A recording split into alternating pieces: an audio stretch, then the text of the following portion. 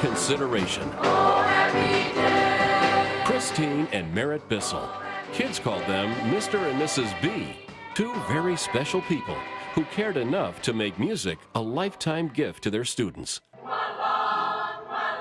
Mr. and Mrs. Bissell had a way of being infectious with their love for music. Students would come in at 7 a.m. to practice. They would come back at 6 p.m. for jazz practice and come back willingly.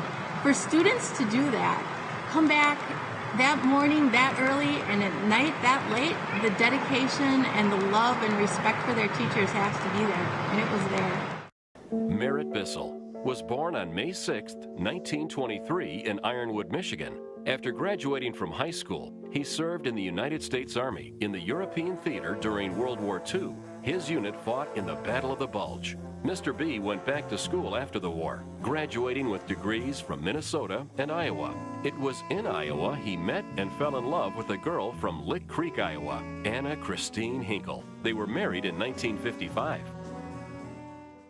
Their teaching careers eventually led them to Racine, where they were paired as the choral and instrumental music teachers at Washington Junior High. The Bissells groups constantly ranked high in performance competition for many years. But in 1974, there was a new start, a new stage, with bigger goals. The all-new Gilmore Junior High.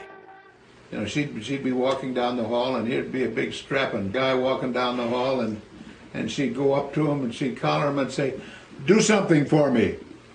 It looked like that, you know, and he just went, "Well, what do you want me to do?" "La la la la la. Say that. Do that for me. Sing that." Oh, many times, you know. And the next thing you know, I had a note on my thing, "We want to change so-and-so's schedule so that he can come to choir third period." They were their own best talent scouts. The Bissells convinced students with potential to join and learn. The Bissells took their groups out into the community, so the community would know and support Gilmore. Mr. and Mrs. B did this for decades.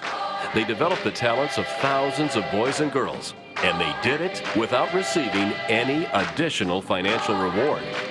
Christine and Merritt Bissell, for teaching with great dedication and enriching the lives of their students.